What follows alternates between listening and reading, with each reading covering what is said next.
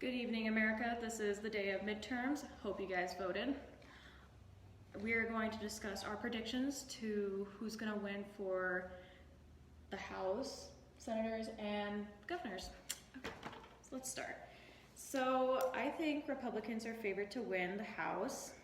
Republicans win 84 and 100, while Democrats win 16 and 100.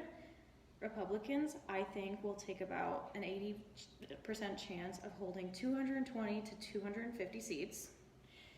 The Republicans' odds of flipping the chamber are high because they don't need to flip a ton of seats to take control. Currently, Democrats have 9 more seats, House seats than Republicans. And when I was doing the math, so Democrats will keep 194 seats total, in my opinion. But I think they're going to lose about 2 to 28 seats, and I think they're going to win by like a 4 margin. My other hostess right here is Sophia Kabir, and she's going to explain what major issues might affect how people will vote. Well, one of the issues is economics. 9 out of 10 registered voters said that they consider the economy at least very important to their votes, and inflation would be the most important to them in their congressional voting for outpacing any other issue. There is a partition divide. 75% of Republicans call the economy extremely important to their vote, compared with about 51% of independents and 50% of Democrats. What do you think about like abortion? Do you think abortion will be another major issue that we're going to face while voting? Yes, I think so too, because Roe v. Wade and abortion has taken far higher precedence in this midterm than in recent past elections. Three-quarters of the congressional voters considered abortion very important to their vote, with 52% calling it very important. Democrat voters were split between these two issues: 27% economy and 29% abortion.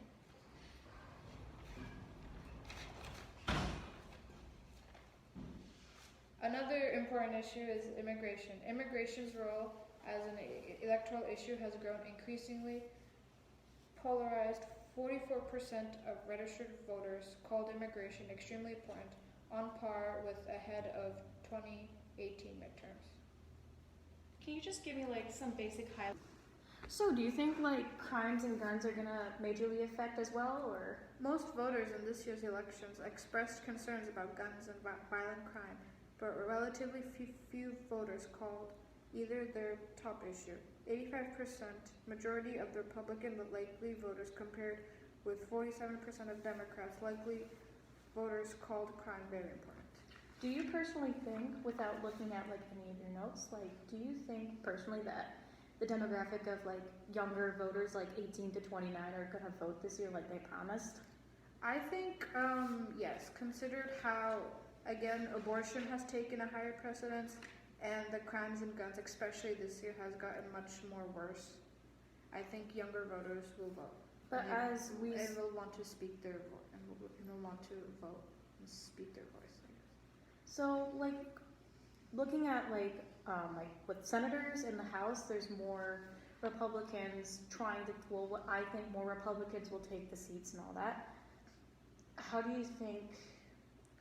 Like it goes from what we had like a blue wave, and now it's like, do you think there's going to be a red wave? I think when it comes to the House and Senate, yes, but when it comes to governors, I think it'll stay pretty much blue. Why do you think that? Like, why do you think like governors? Because I feel like the governors are leaning towards Democrats, because voters will want more change. And so they'll vote for more of a liberal party, I guess, so to speak. We have a personal guest. We're going to have like a verified correspondent to tell us which states that we might look for, or anything that we should like look out for, basically. So here we have Mr. Knight, and he's going to, explain to us what are the most anticipated elections for tonight. Oh, of course. The ones that we want to start with are some of the elections going on for the senatorial races. Ohio always being a very important race. You want to pay attention to the swing states in particular. Florida's been trending more red, so we'll have to see if DeSantis leads either single digits or double digits. If it's double digits, that's going to be a big indication for later in the evening. We'll also want to pay attention to New York's 7th district. This is even between Democrats and Republicans. All right, America. It's 11 currently p.m.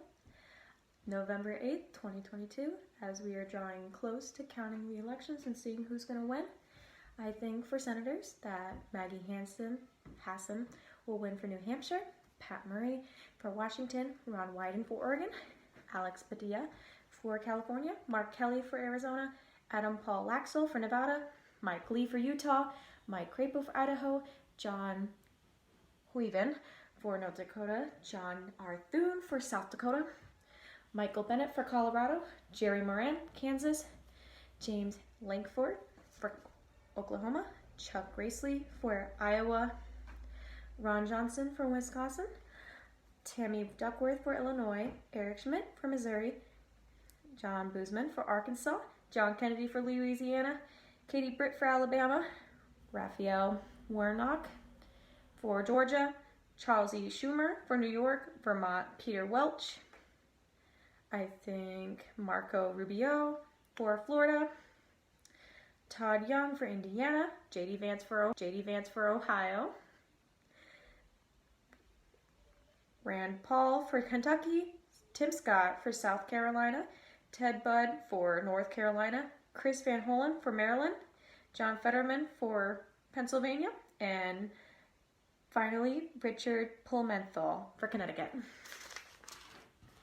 All right, and who I predict who's going to win for governors for sure is Tina Kotek for Oregon, Gavin Newsom for California, Steve Sisolak for Nevada, Carrie Lake for Arizona, Michelle Lujan Grisham for New Mexico, Greg Abbott for Texas, Kevin Stitt for Oklahoma, Sarah Huckabee Sanders for Arkansas, Mark Gordon for Wyoming, Jared Polis for Colorado, Hawaii, Josh Green, Alaska, I think Mike Delaney, South Dakota, I think Chrissy Noem, Tim Waltz for Minnesota, Illinois for Illinois, I think J.B. Pritzker, Maryland, I think West Alaska, I think Mike Delaney,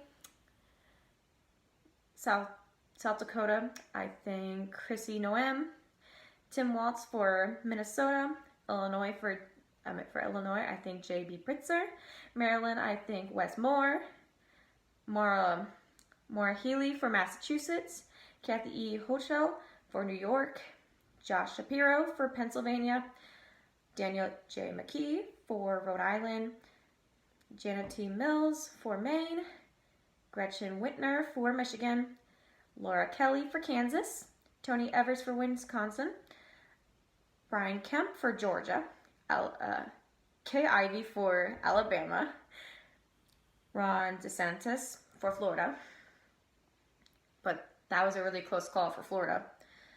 Idaho, I think Brad Little, Iowa, Kim Reynolds, Nebraska, Jim Pillen, for New Hampshire, I think Chris Sununu, Mike DeWine for Ohio, Bill Lee for Tennessee, Phil Scott for Vermont, and for South Carolina, I'm going to conclude with Henry McMaster. For the House of Representatives, I predict that out of the 435 seats, 230 seats will be taken by the Republicans and 205 seats towards the Democrats. I'm Alexis Weaver, and good night, and I cannot wait to see y'all tomorrow.